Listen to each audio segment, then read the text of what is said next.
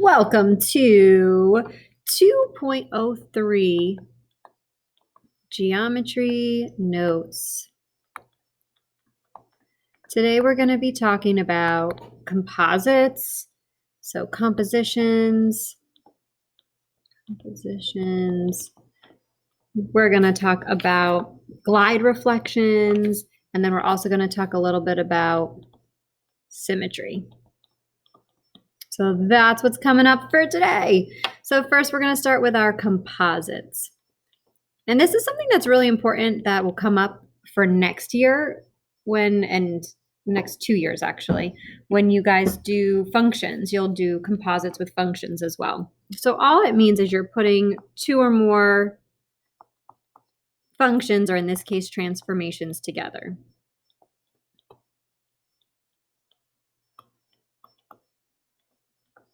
And you're going to want graph paper for this too. So if you don't have any, you might want to pause and go grab some.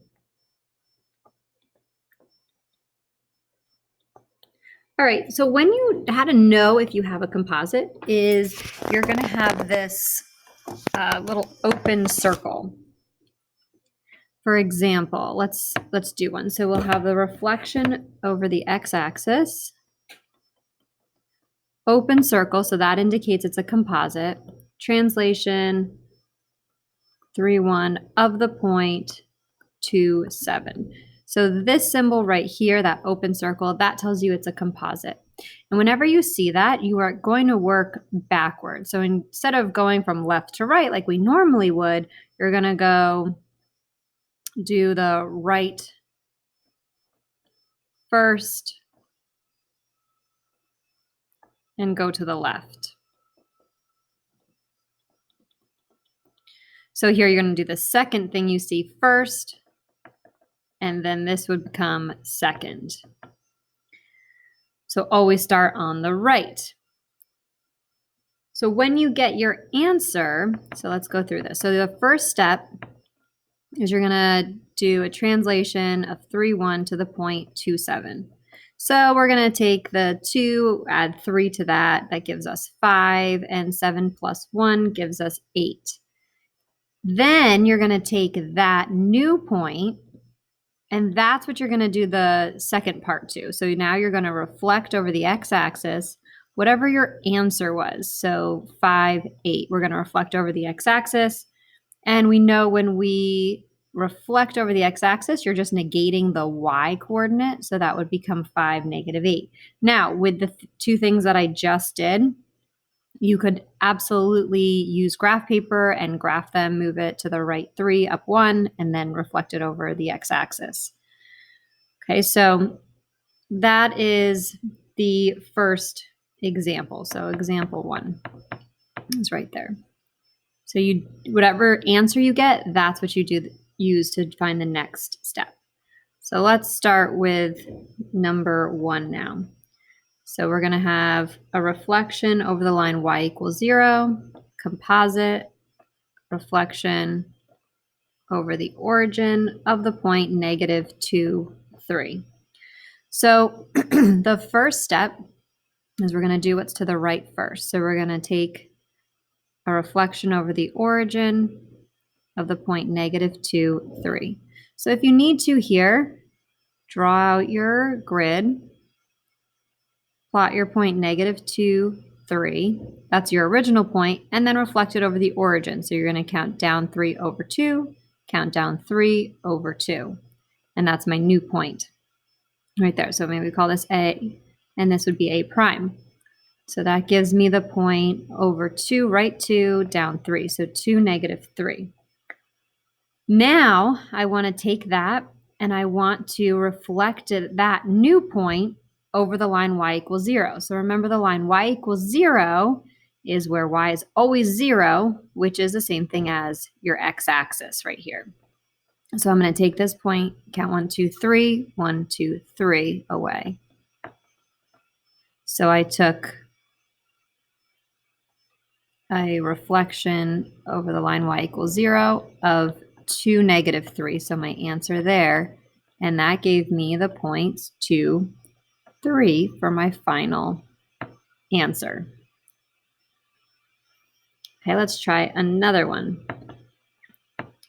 Reflection in the y-axis, composite, capital D, which we haven't talked much about yet, but that is a dilation. So we're just going to kind of briefly touch on dilations today too, but mainly we'll talk more about dilations when we do similar figures, since dilations are not a rigid motion. So we're doing all of this to the point -1, 4. So we have to work from the right to the left. So this is first, this is second, and this is last. So first I'm going to do a translation of -1, 3 to the point -1, 4. So again, if you need to use a graph, feel free to sketch that out, or you could do -1 - 1 gives me -2, and then 3 plus 4 gives me 7. Okay, now I'm going to do a dilation. So you always, the first letter right here tells you your center of dilation. Just like with rotations, really important to have that. So we're centered at the origin and we're dilating by a scale factor of 2. So that just means we're going to take the answer we last got, so -2, 7, and we're going to multiply each of those numbers by 2. So -2 times 2 is -4, and 7 times 2 is 14. And then lastly, we're going to reflect over the y-axis, and we're going to use whatever we got for our last answer, so -4, 14. When I reflect over the y-axis, I'm just negating the x-coordinate. So my new point would be 4, 14. Again, for any of these, feel free to draw a graph, sketch out your points, and do it that way. If you don't have things memorized, such as reflecting in the y-axis, you negate x. If you don't have that memorized, then go ahead and write it out. And we'll do one more. Here, rotation in the origin of -270 degrees. And a dilation centered at the origin of 1/4. And we'll start with the point -4, 8. So again, we work right to left, first, second, then third, starting with this point. Right here would be a good idea to pause the video and figure out your answer, and then you can check back here for the answer. Okay, so you should have dilated by 1/4, and that should have given you -1, 2. Then rotate -270 degrees about the origin. So remember, if it's negative, you should be turning clockwise for -270, or you could go counterclockwise 90 degrees. And then you take, so that answer should have given you -2, -1. And then when you reflected over the line y = x, your final answer should be -1, -2. -1, -2. And if you have any questions on how I got that, feel free to send me an email and I can set something up with you to go over it, or use the other problems to help you to do that one. All right, next up, actually before number 4, we're going to put a title here. We're going to talk about glide reflections. So a glide reflection is just a glide, which is a translation, and a reflection. So the name kind of says what transformations it includes, but it's more than just putting together a translation and reflection. There's something that's really special about it, and that's that it is actually commutative, where normally if you have a translation and reflection, it would not be commutative. Also, the line of reflection will always be parallel, so must be parallel to the line of translation. And we'll do an example. I'll show you what I mean by that, because we don't always talk about the line of translation that much. And just kind of a brief intro into what this is. If I took triangle ABC here, and I reflected it over the y-axis. So I'd get B, C prime, and then 1, 2, 3, 4, 1, 2, 3, 4, A prime. So this would be the reflection over the y-axis. If I wanted a glide reflection, this line, so my line of reflection is the y-axis. So my line of translation has to be parallel to that. So it has to also be vertical. So I could either move my triangle up or down to maintain a glide reflection. So maybe I go down. So let's say I move each of them down 3. 1, 2, 3 would be my A double prime. 1, 2, 3 would be B double prime. And 1, 2, 3.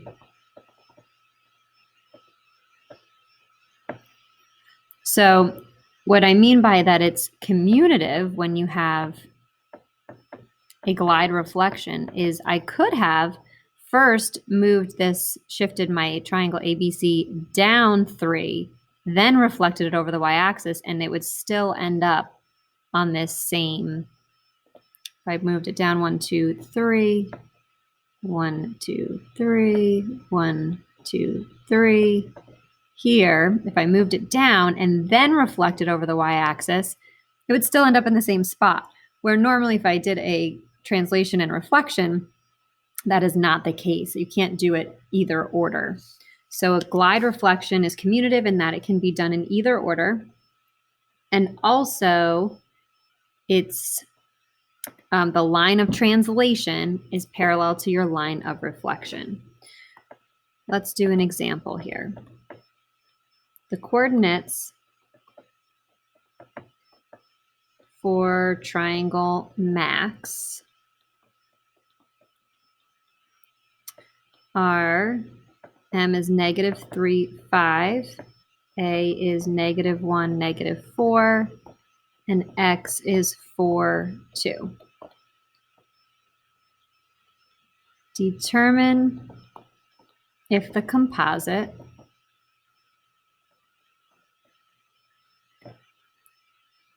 translation 2, 2, reflection y equals x is a glide reflection. So to do this, I want to graph this out. So I'm going to draw a set of axes here. We've got the y-axis, the x-axis, and we're going to plot the points -3, 1, 2, 3, 4, 5. That's M. -1, 1, 2, 3, 4. That's A. And 1, 2, 3, 4 up to is X.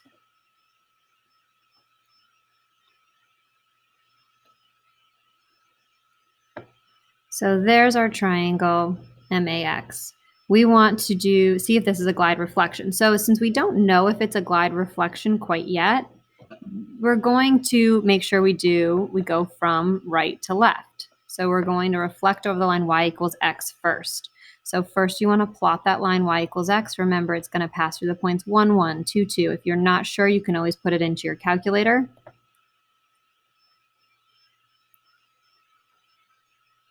And there's my line y equals x. And to reflect over that, we count diagonal boxes straight to that line. So I'm starting with x right here. So I go 1 full diagonal box to the line, 1 full diagonal box away from the line, and that'll become x prime. Then for m, I'm going to go 1, 2, 3, 4 diagonal boxes to get straight to that line. 1, 2, 3, 4. So you're connecting the opposite vertices of each grid box to find it. So we start at M, we go to the opposite corner. And then we continue along going those opposite corners until we get 4 away. 1, 2, 3, 4. So that becomes my M prime. And then A, count diagonal box to go to the next corner, and a half, a full.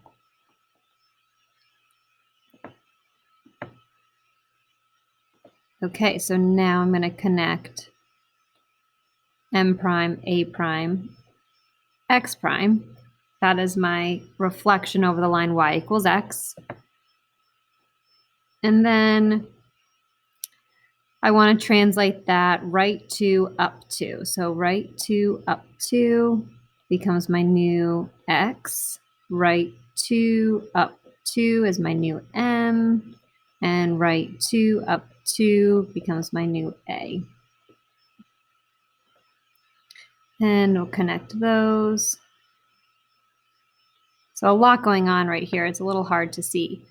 So now I want to figure out, is my line of translation parallel to my line of reflection? So right here, I know that this right here, I'm going to make it yellow. This is not going to be perfectly straight. I'm just coloring over it. So this is my line of reflection. I need to know if my line of translation is parallel to that. And I know this has a slope of 1. So my line of reflection slope is rise over run. So you could do it that way. You could say y equals x, y equals mx plus b, which means my slope is 1, however you do it. So that's your line of reflection. Now let's go figure out this line of translation. So I'm going to switch to black here. So I want to connect my original m to my last m that I got now. Okay, I want to connect my original to where I translated it right before that. So I translated I did that second.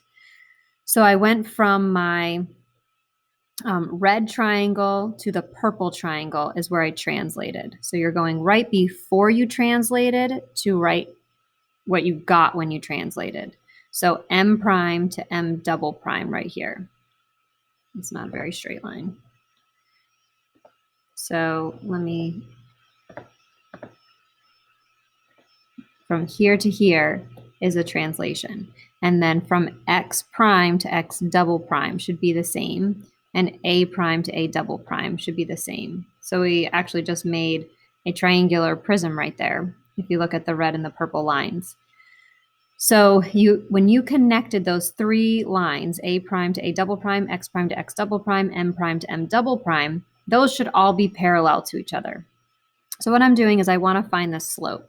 So I want to find the slope of the line of translation. Again, so I go to the figure that's right before I translated it to the figure right after I translated it. So the figure that was translated. And I connect those corresponding vertices. So let me write that out because I know this is sometimes tricky for students. Connect the corresponding vertices before the translation and after. And then find the slope. Okay, so rise over run, I'm going up 2 and then over 2. So again, line of translation,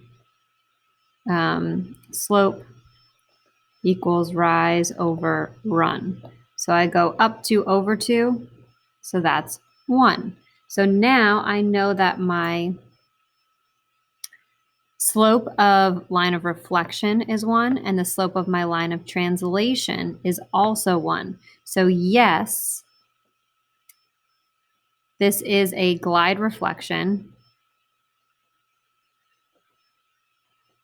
because the line of reflection is parallel to the line of translation. So again, probably the hardest part is finding your line of translation because that's the newest part. So you're connecting the point right before you translated to the point right after you translated, and finding the slope of that line. So again, if you connected here, it should all be the same, up 2 over 2, and then here up 2 over 2 again. All right, and the next one, number 5, the coordinates of triangle RPM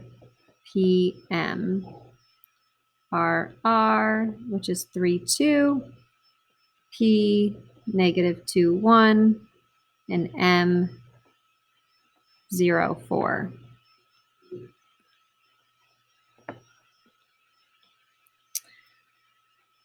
If triangle RPM is translated 3, negative 2,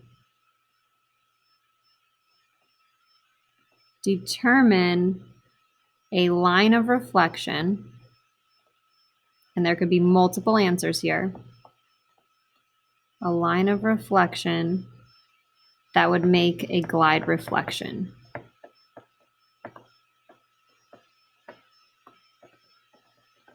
So let's graph this out on your graph paper.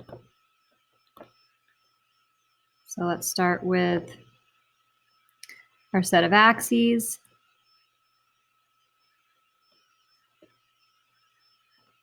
And we've got the x-axis and the y-axis. And we've got the point 3, 2 for R, negative 2, 1 for P, and 0, 1, 2, 3, 4 for M.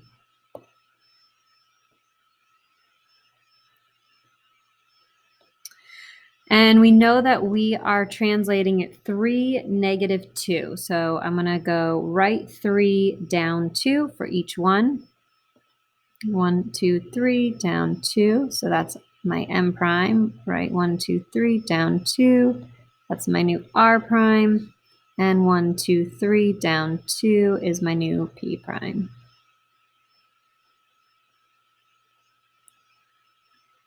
Okay.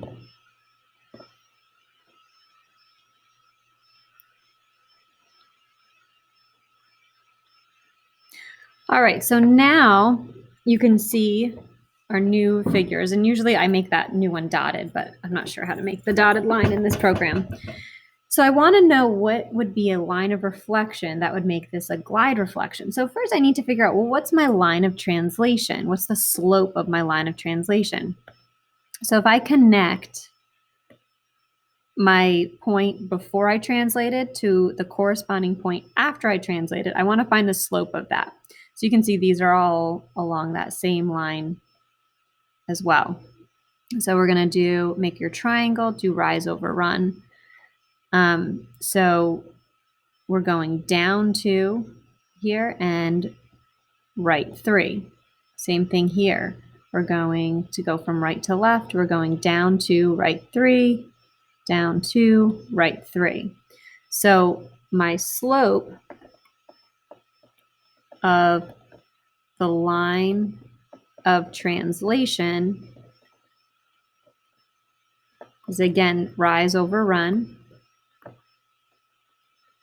So my slope would be the rise, which is negative 2, is actually a fall, and right 3, so negative 2/3.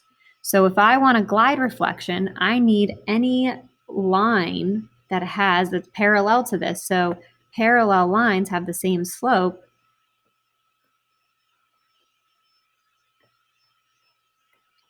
So any line that has that same slope would work for a line of reflection. So I could say I want the line y equals negative 2/3 x. So a y-intercept of 0. I could say y equals negative 2/3 x plus 2 plus 5 minus 8. As long as it has that same slope, then we'll know it will be parallel to the line of translation. So again, multiple answers would work there. All right, and that's going to be it for our glide reflections and composites. And now we're just going to talk quickly about some symmetry stuff. So for symmetry, you have a bunch of different types of symmetry. You have vertical line symmetry, you have horizontal line symmetry, and you have point and then rotational symmetry as well. And rotational is probably the newest one for you guys. I think everything else you have seen before. And actually point symmetry too. So we're going to talk about those two. So vertical symmetry is like if you just say, you know, if you have a rectangle, I want to know how many vertical lines of symmetry.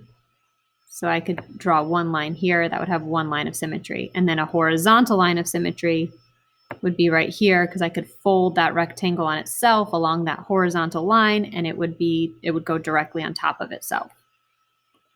So point symmetry we'll talk about is for every point in a figure,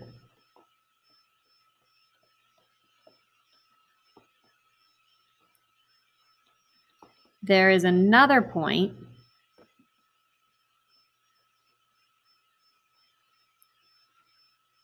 directly opposite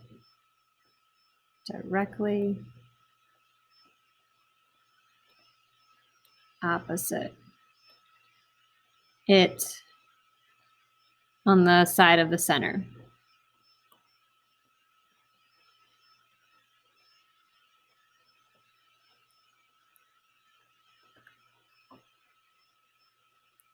Okay, so that's point symmetry. So there's a quick test to tell if something has point symmetry, and that is you just take your paper, flip it upside down. So if you do a rotation of 180 degrees about the origin, and it looks the same, then it has point symmetry.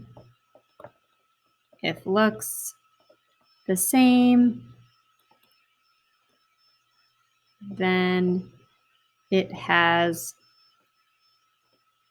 point symmetry. And you could even do that in your calculator. If you have a graph, you take it, flip it upside down, your whole calculator. If it looks the same, then it has point symmetry. So here's a couple examples. The word math. Does that have point symmetry? So if you flip it upside down, then does it look the same? And I'm just going to write this here. Does each have point symmetry? So math, no, it does not. Number 2, what about the word noon? And we're assuming these are typed perfectly. If you flip that upside down, then it's going to be the same. So yes, that one would have point symmetry because it's the same after a rotation of 180 degrees. Hello.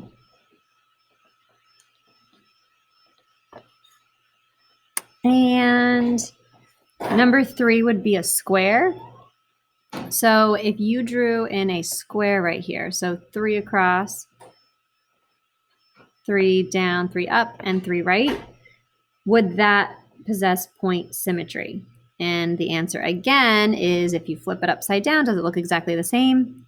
And yes. So it would be the same after a rotation of 180 degrees centered at the origin. And then lastly, we're going to talk about rotational symmetry.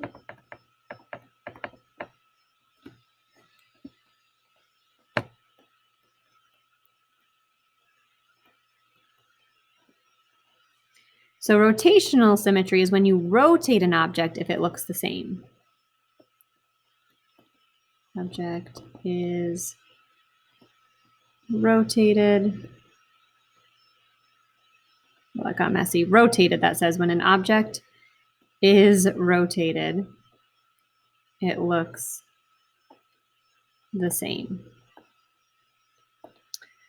Okay, a couple of things you want to know about rotational symmetry, though, is the number of turns we have a special name for that, and that's called the order of symmetry. So if you can rotate it 3 times and it looks the same, it has an order of 3. So if it has an order of 1, there's no true rotational symmetry.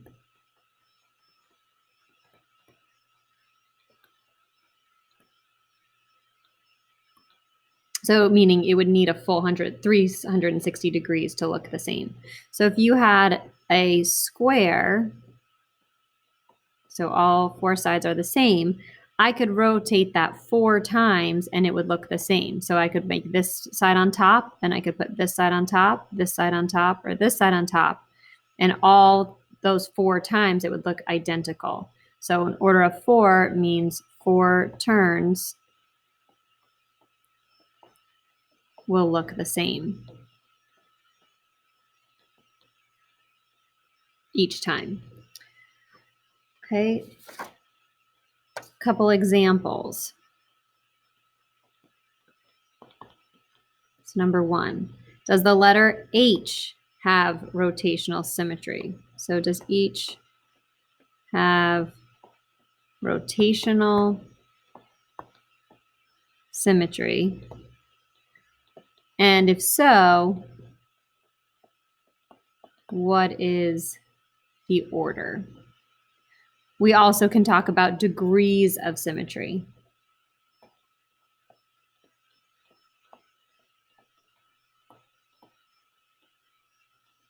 Okay, so let's talk about the letter H. So H does have rotational symmetry. You can flip it upside down and it looks the same. So that's 1, and then when you flip it upside down is 1 turn, and then you flip it back 360 degrees from the original, that's your second term. So that would have an order of 2. Because remember, 1 means you flip it 360 degrees and it's just the exact same thing. So 2, we have 2 turns, makes it look the same. It's an order of 2. The degrees of symmetry would be 180 degrees. And then 360 degrees.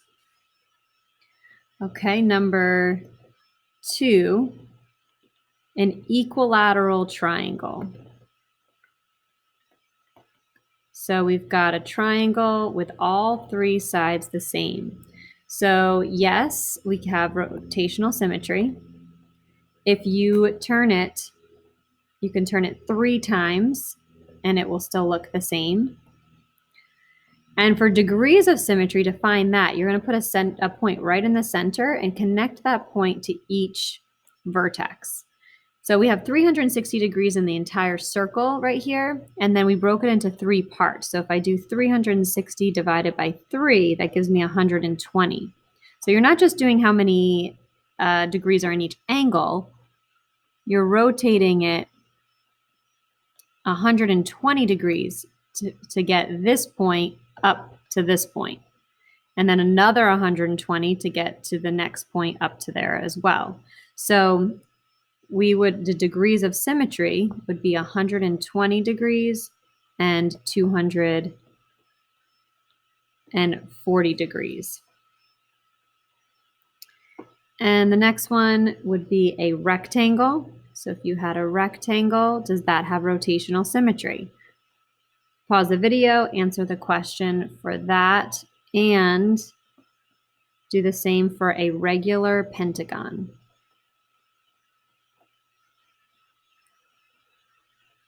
Okay, so for 3, the answer would be yes, it does. It has an order of 2, and it's 180 degrees, and then 360 degrees that you can rotate it. A regular pentagon, yes, again, has regular means all sides and all angles are the same. Pentagon has 5 sides, so you can rotate it 5 times. And pentagon happens to be my favorite shape. If I want to find my degrees of symmetry, I put my point in the center and I would connect each vertex to that center, take my 360 degrees, divide that by 5. That gives me 72 degrees in each turn. So my degrees of symmetry would be 72 degrees, then 144, 216, and then 288, and then 360. All right, that is it for today. If you have any questions at all, please let me know. Pi out.